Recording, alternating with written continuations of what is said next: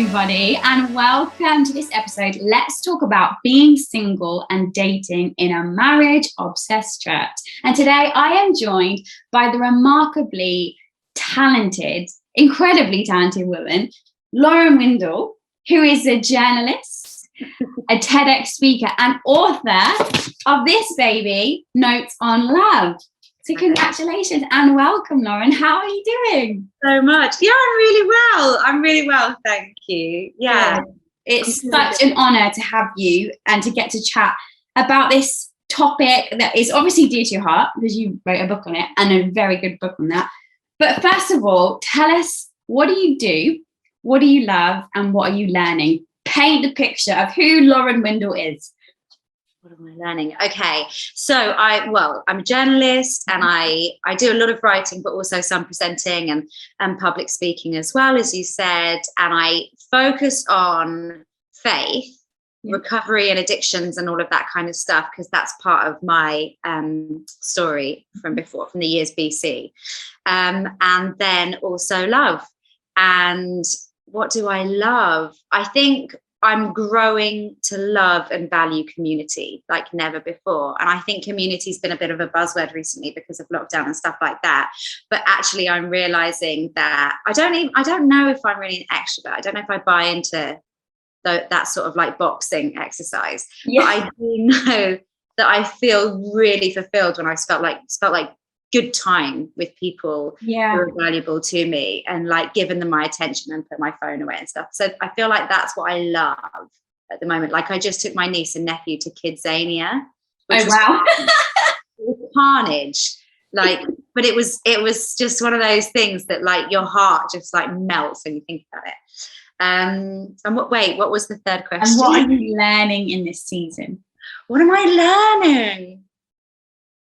Oh gosh, I think I'm learning that I don't know it all, or really even a fraction of it, whatever it is.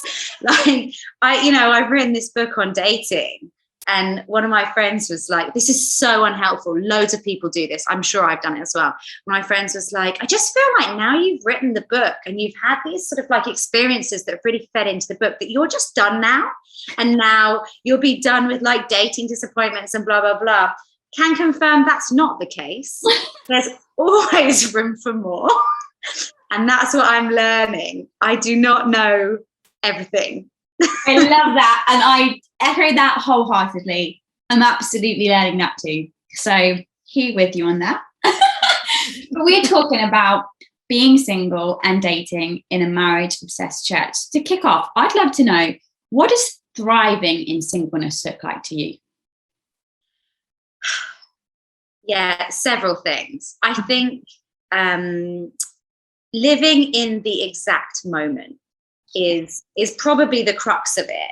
Is someone who just really appreciates what they have, because even if someone is single, but hoping that will change and that they'll meet someone special and they'll end up in a relationship or a marriage, the fact is that today they're not. So plenty of people wait for things like, I won't decorate because we may move when I meet someone, or I'd love to go to Venice or Paris, or that trip, or go to this restaurant, but actually that's a date thing, so I'll wait until I'm with someone. Or I'll spend money on that, but actually I'll save that money because I don't know if I'll need that for a wedding. Or actually I think what thriving looks like, what living in its fullness is living the life that you have. And C.S. Lewis says this in one of his books, Screwtape Letters, I think it is, which is just great. That literally, like, the enemy wins when you live in the past or the future. The way to win is kingdom mindset or right now mindset. But if you're worried about things that have gone, that have hurt, and there's a processing process, which is really important. You don't just numb out the past. You acknowledge it and move through it healthily. Yeah. And if you're caught up on what you hope for in the future, you actually miss out on the only thing that's real. Yeah. And the amazing blessings that you have in that moment. And I just can't imagine any 80-year-old, whether they got married or stayed single right up to the age of 80, going, yeah, I wish I'd thought more about getting married. Because if you do, then you do. And if you don't, you won't want to have spent every year of those 80 years like feeling rubbish about it, you know? Yeah, that's so true. And I think it's a really poignant point, just for not even if you're single, but I think living in the moment and actually appreciating it is the tension that we have to manage constantly, especially with social media. And would you say, from your experience, from conversations you've had, would you say that plays a big part in people's discontentment? Like how? Yeah, I mean, this is, I think, as you say, relevant for everyone. This isn't even like a single versus not single thing. But the more I speak to people about social media and the way that they use social media, the more I realize that is the source of a huge amount of the sort of comparisons, jealousy. But actually, like, there's this weird, like, self-flagellation thing with it, where people know they won't feel good if they spend another 20 minutes scrolling. They still do.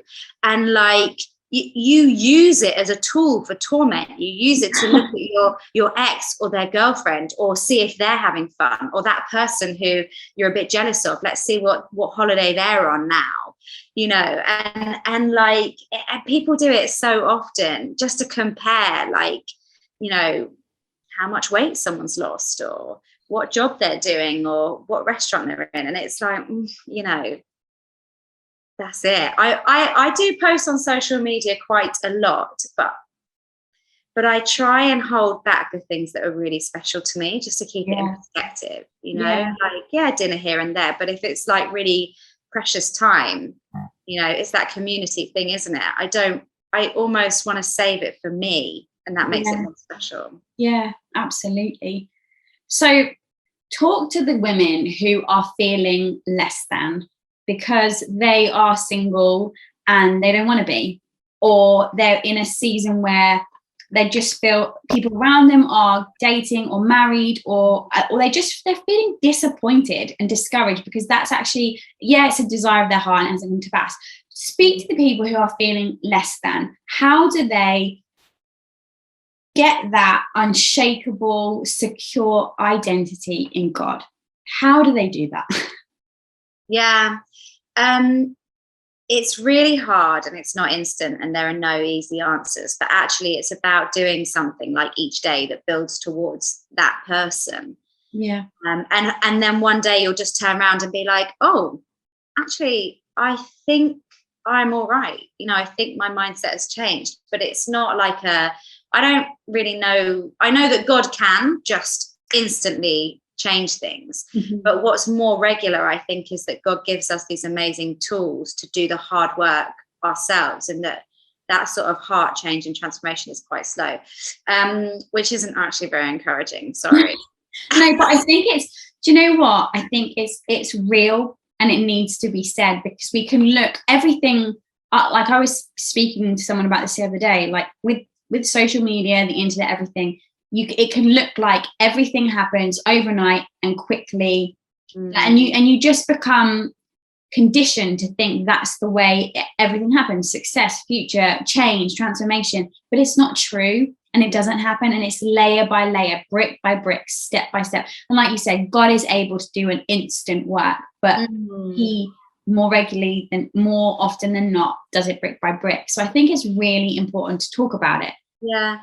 The other thing I would say to somebody who's in that place where they feel really disappointed is that I always felt like there was a ranking system, right? So let's say I'm here in the middle. If I ask someone out and they say no, then they must be here. And then if they ask someone out and that person says no, then that person's up here. And if someone asks me out and I don't fancy them, then they're somewhere down here. That is not accurate. It could be the hottest guy, or, you know, the funniest, most intelligent, everyone could fancy him, and I just don't. And it's not because I'm better looking or funnier or cleverer, because often I'm not. But if you just don't fancy them, you don't fancy them. If that connection's not there. And it's it's literally rarely a reflection of someone's actual characteristics and how good they are or valuable they are or worthy they are as a person. It's just this like indescribable, like, I feel it or I don't. Yeah. To take on the fact that someone doesn't feel that connection with you, and then assign yourself an internal ranking of who's better than you and who's worse than you and who's uglier and who's more desirable and who's more attractive, is just crazy. And it's so painful to do, but it's something that I've had to stop myself from doing, because actually you are worthy of love. I am worthy of love. You're worthy of that attention. There are people who are attracted to you. There are people you're attracted to, and there are people who are attracted to you. And that's just how the world goes round. Everyone experiences all elements of that. So if you just haven't had it line up yet, that doesn't mean that it's not going to, or that you're not good enough, or that you need to change something about your personality. I think if God wants you to change something, he'll let you know. It won't be because of feedback you've had from someone you fancy, or something that you just assumed because a situation hasn't worked out, or no one's asked you out, or something like that. That's so wise and so helpful. So talk about then, kind of on that vein, talk about... Can I just turn some more lights on, because I'm worried that I'm a little bit dark. Hang on. Of course.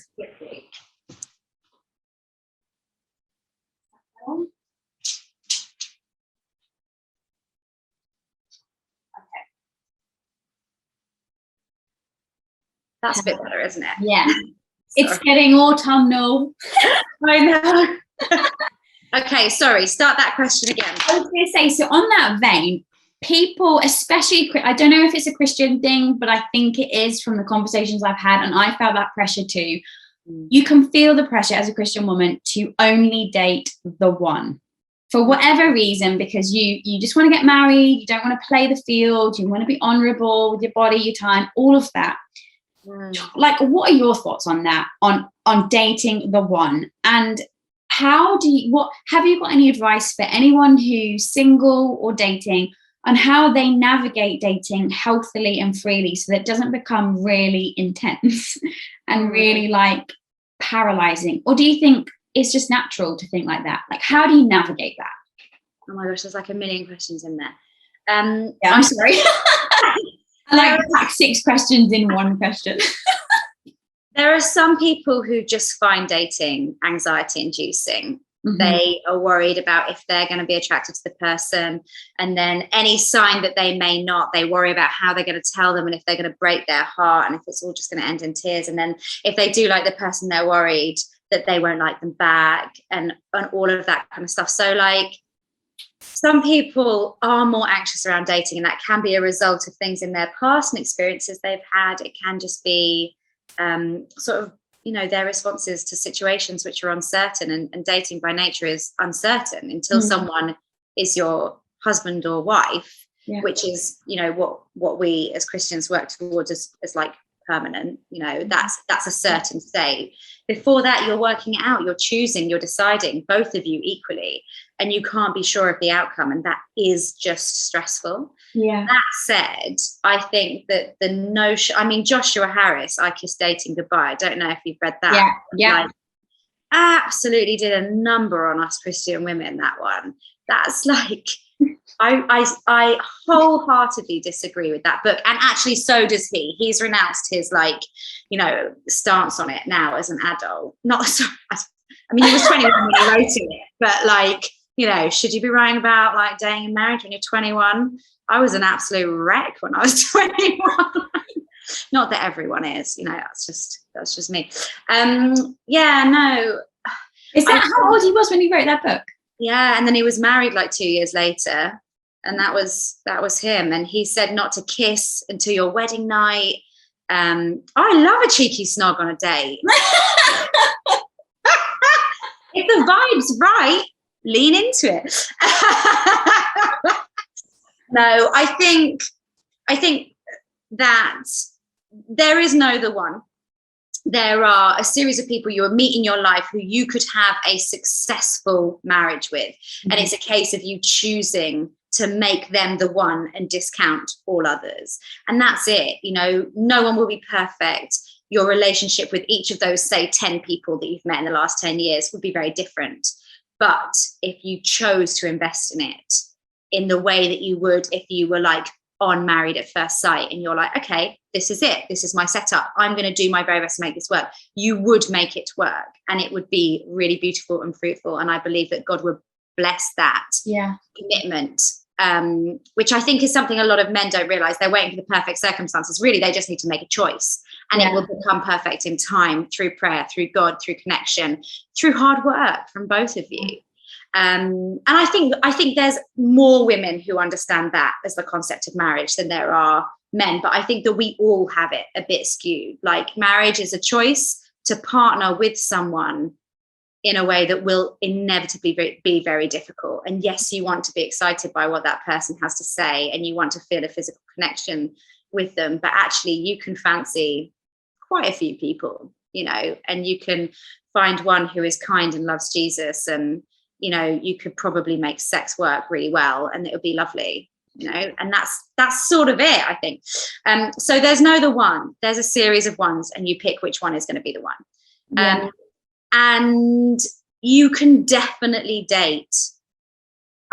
If you know 100% that you would not marry someone, I don't think you should date them. But you need to know, if there's even a hint of a question mark, go on the date. I think the question I ask myself when someone asks me out is, would I enjoy 2 hours in this person's company one-on-one? And if you're like, actually, no, that is going to be like, you know, nails down a blackboard. I cannot keep conversation going with that person. We don't connect. It's just so stilted and awkward. I wouldn't put myself through it. Then you're not going to fancy them, are you? If you're like, yeah, we have great chats. I don't think I fancy that person, but like, we really vibe. Go on the date, reframe it, put yourself in that mindset, get dressed up, act like it's an occasion, be excited to see them, have a little flirt, and just see how you go. And if we all just see a first date, second date, however, well, actually, Will Vanderhart on the recovery course said, on the dating course, different course.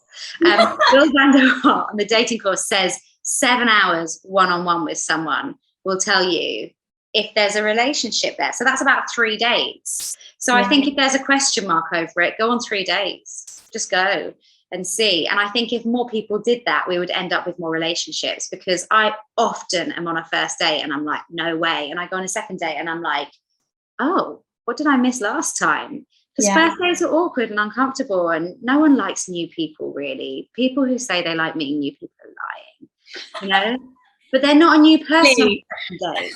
And that's great. And I wouldn't have got married if it was based on my first date, because I, like, in some ways it was a train wreck, because I just asked a million questions you should never ask somebody on a first date. Like, do you believe in giving and tithing? Are you funny? I mean, honestly, asked, are you funny? Yeah. Oh no, you just have to work that out from what I know. I can't even believe some of the questions I asked. I think my husband just came away feeling like traumatized. And so the fact that he asked me out on a second date, it's a miracle, because it was so bad because of I bet he was just pleased to have gotten through the initial interview stage. Interrogation. He said he wondered if there was an earpiece in my ear where I was being fed questions from my mum or dad. Oh, wow. But yeah, do you know what, Lauren? I think that's really important, because I mentor a lot of young women, and one of the questions that comes up regularly when we do coaching sessions is, do you think there's a one? Is there a one? And I'm just going to miss it if I miss him. And they freak out around dating, because there's so much pressure on the one and having to know before you even date, and what does that look like? So the fact that it's just like, get to know somebody and just have fun and enjoy it is actually an incredibly freeing message to hear, because it's not talked about like I was brought up on the Joshua Harris, I Kissed Dating the Bi, and I thought like, and that's why I think I was so intense in my questions, because I felt this fear I need to know if this is right. But it's like, it's real. And I agree with you. I don't think there is a one. And I love how you put it. You choose, they're going to be the one that you commit to forever. I think that's really important. Al Shee, in his book, it's The Single Issue, said something that I just thought was great. He said, I think God cares less about who we choose and more about how we treat them. That is so good. Yeah, that's powerful, isn't it? That is so good. That is so good. Don't you just love reading things and then you just wish that you had written that? Like, oh my gosh, yeah. Why didn't I come up with that? I needed to have done that. But okay, so on dating then, in your book, you list a few questions to ask yourself if you're feeling ready to date, which presumes that there are occasions when you might not be ready to date. Yeah. What are your top 3 things that you think single people should consider before they start dating? Yeah. Like, what should be 3 questions that they should answer? Well, I'll caveat this by saying that I think that there are a lot of people who are like, oh, I'm not in the right mindset. And they're just like lazy or don't want to put themselves out there or a bit afraid or a bit bored or, whatever, just like can't be bothered. And I have no time for that. If it's like, oh, I just need to get this, promotion, or, oh, I just need to finish this first, or, it's probably nothing. I think just go for it. I don't think anyone ever feels ready to take a big step in their life, like marriage or kids, anything like that. I think you just do it and make it work. And that's what I think people need to do with dating. But there are a few circumstances where hitting pause is, I think, probably best. So one would be if you are still in love with or caught up with your ex, and I think you can push yourself through that quite quickly if you're ready to. Sometimes you just need to rest in it. You just need to feel it and let it go. But if you felt it and you just haven't let it go, then you just need to get rid of their stuff. You just need to clean out the shoebox, chuck away or donate to charity their old jumpers or whatever it was that you used to sleep in and sniff. No, I'm joking. No, everyone's done it, whether they say they have or not, they have. Yeah, but Valentine's cards, birthday cards, whatever it is that you're holding on to, let it go. Delete the whole WhatsApp conversation, any email, everything. Don't have a record of any conversations you've had. If you do get back together, you'll create new memories, which will be more precious. But actually, you don't need it. Mute them on all social media, block, delete if you need to. Literally make it so that they will not pop up around you, and then go and date, I think, is the best thing to do. The second one would be if you feel like you need to change, if you feel like you need to lose weight, if you feel like, oh, I'm going to get out there, but I'm just going to, do this first, or get my lip injections first, or slim down because I really just want to lose that last 2 pounds. Just ask yourself some questions about your relationship with yourself, because actually those things are so superficial and completely not important. And if you are dating someone who wouldn't have dated you had you had those extra 2 pounds, that's not your guy. If you're going to have kids with him, you will get those extra 2 pounds and then some. And actually, lots of people just put on a bit of weight when they get older because their metabolism slows down. You won't look how you look. You don't need to change the way you look in order to date. Yeah. Of course, put your best foot forward, but don't actually do anything dramatic to be worthy of love. That's crazy. Yeah. Not crazy. It's a thing that lots of us, all of us probably have thought, but it's a thing to be challenged. Yeah. And finally, and this is the one I get most messages about, there's a page in the book where I talk about anyone who's experienced trauma, and I'm quite specific around sexual trauma or trauma from a previous relationship or anything that could so very easily be triggered by the vulnerability of dating and the vulnerability of allowing someone else into your life, your safe space, to have more physical contact with you, even though a lot of Christians are not having sex before marriage or working towards not having sex before marriage. There's still an intimacy there, which involves letting someone in. And if you're in a place where someone has abused that in the past, you know, emotionally, spiritually, physically, sexually, in any way, then that's horrific. And it is very brave of someone in those circumstances to choose to continue to date and allow that vulnerability. And it's a case of being very gentle with yourself, making sure that the people who you do date see your value and treat you accordingly, because a lot of people from that, with that background, will feel that that's what they deserve. So they'll pick someone who will treat them badly again. And that's dangerous. That's dangerous for them in so many ways. Yeah. That's so wise. That's really wise. Okay. So let's talk about dating apps. Let's talk about, okay. Yes or no? Yes.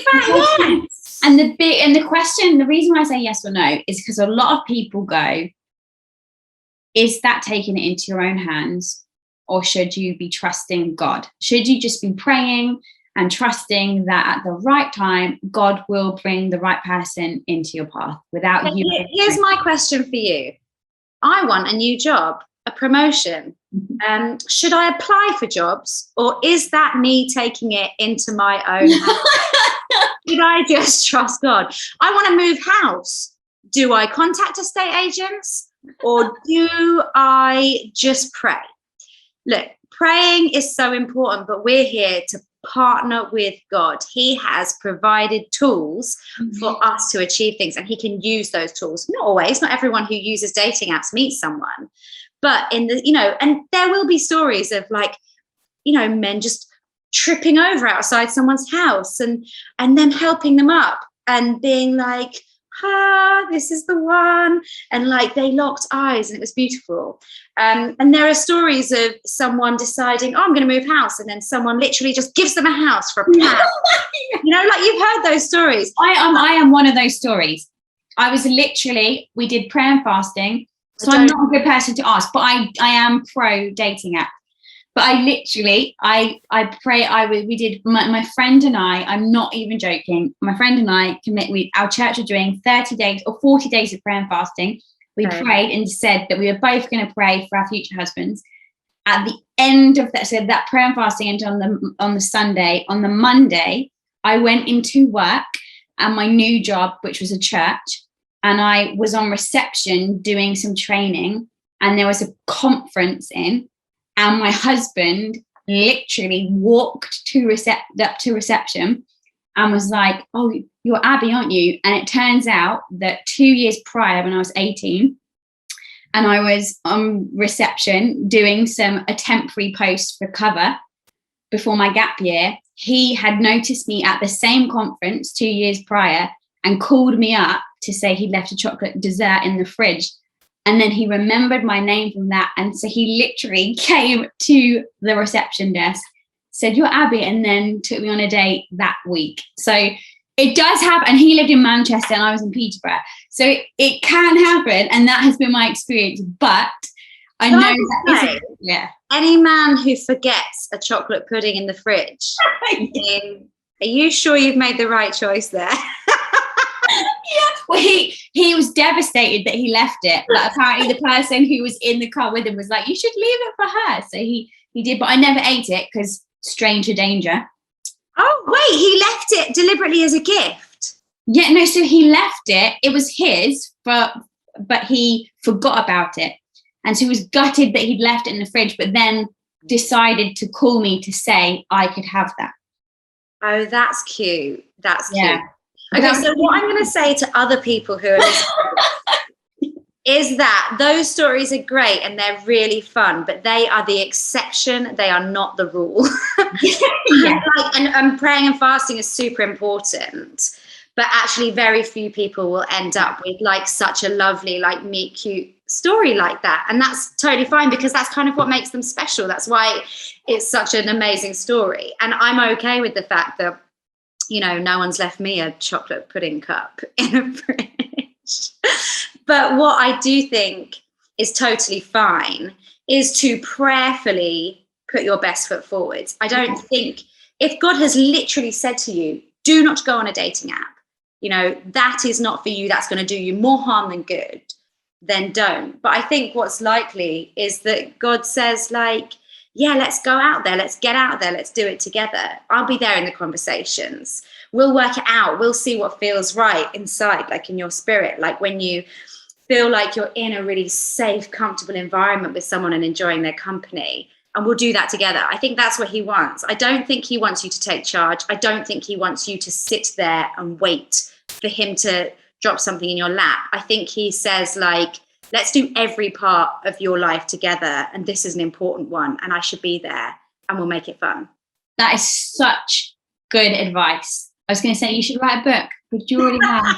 And we will give everyone the links afterwards. But that is such good advice. And I love how the example that you gave, and also the fact that God is like prayerfully partnering with you. I agree wholeheartedly with that. And I think that's really great. So on that then, do you think it's all on the guy to make the first move? Because a lot of people can think, oh, if you make the first move, is that a sign that he's weak and he can't lead me in the relationship? What are your thoughts on that? A few things. I definitely don't think a man has to make the first move. Mm-hmm. I think it's fine for a woman to ask the man out. I don't think there has to be a set role.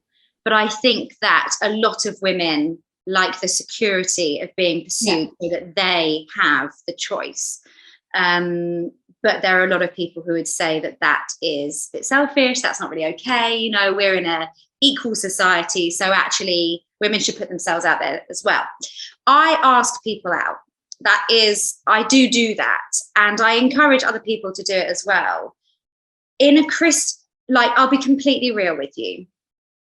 If someone, a friend or someone I'm mentoring, says to me, there's someone I like, we're good friends, we hang out a lot together at church, I have been waiting for him to ask me out and he hasn't, what shall I do? I say to them to ask him out, but I also say to them, I think 9 times out of 10, he will not be interested. And that's because in a Christian community, men recognize that often they're expected to make the first move. So if they want to, they do. Yeah. There are a subset of people who are just so oblivious that they never realize you fancy them. And then when you bring it up, they're like, oh, I can't believe I didn't think of that before. Yeah, why don't we give that a go? And then it's great. Yeah. But actually what happens more often than not is that they kind of knew, because you always kind of know when someone fancies you, but they hoped that they had kept boundaries well enough that everyone knew that you were just friends. But they see this as an opportunity to completely clear it up, because you can't just go up to your mate and be like, heads up, I don't fancy you. You expect that they might fancy you. So actually you kind of need the person to put their cards on the table for you to say it. The reason I think you should still always ask someone out if you're a woman is that I have known women to wait years for somebody, when actually if 2 weeks after they realize they like them, they just said so, they would have been able to box it off and put themselves out there in different situations and be really invested in new conversations. And I think if you're waiting, just do it, rip off the Band-Aid, and maybe you'll get a beautiful response that you weren't expecting. But actually, often what happens is you get the opportunity to move on, which is as valuable. Yeah, so wise. I love it. And final question then. What do you think married people could do better when it comes to their single or dating friends? I think a few things. Don't perpetuate the fantasies. It's so easy for people to forget how it actually feels. And particularly if you were married quite young, or you didn't have a long period of dating and being single before you got married, I think that you can see it all with real rose-tinted glasses. And you can think like, oh, dating's so fun. And oh, it's so fun when you get to do this and so fun when you get to do that. And it is really important to recognize that there are positives and negatives on both sides. Marriage is not just great, and being single is not just rubbish, but equally being single is not just beautiful freedom and things like that. Like there are things that people feel really upset about in that space. But I remember I broke up with someone who I wrote about in the book for the disappointment chapter, and two people, one who was engaged and is now married, and one who has been married for 40 odd years, said to me, are you sure he's not coming back? So he broke up with me and it wasn't what I wanted. Are you sure he's not coming back because my cousin or my friend or this person or Jill and Tom, they broke up and then they realized, and now they're married with these kids and da-da-da. And again, it's like, I recognize that that's a possibility, but it's quite painful to hear those stories when you're in a place where it's unlikely it's going to happen to you. It didn't happen for me in that scenario. And actually you don't need the one-offs. There's actually so much hope to be found in practicality as well. Like, actually what I needed there was like, yeah, it sounds like he's moving on, but just because you're not in the place to right now, you will be, and it will feel great when you do. And there will be a queue of people who want to have coffee with you and drinks with you, and you will have so much fun, you know, like hanging out with friends and interacting with new people in the process. That is true and hopeful, not just hopeful, you know? Yeah, so good. Yeah. So wise. Well, you are a very wise woman, and I'm so grateful for your time. So I'm going to say more on that, and I'm going to say more on the book in a minute. But I've got 3 quick fire questions to end with.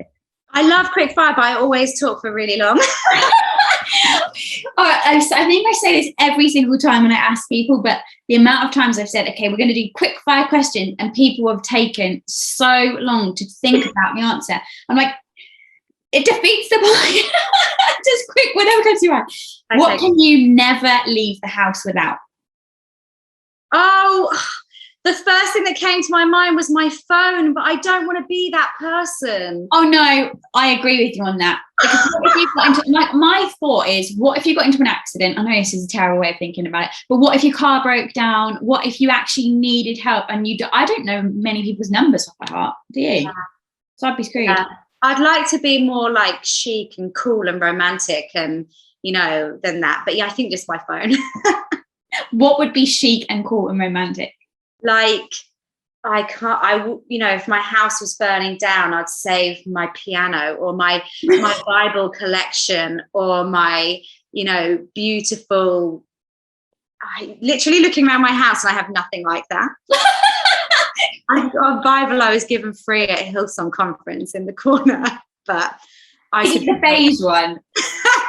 It's actually, no, I think it's just Psalms, but it's really beautifully. Yes, Passion Translation Psalms. Yeah, beautiful, really nice. Okay, what are you afraid of right now? Falling from a great height. I mean, literally not right now because I'm on a sort of upper ground level, but like that's my biggest, like, you know, when people talk about like phobias, that's that. I think my biggest actual fear is that, oh, how deep to go with it? Do you know what I mean? It's like, how real it is. Is that I think my biggest fear is currently around dating. Mm-hmm.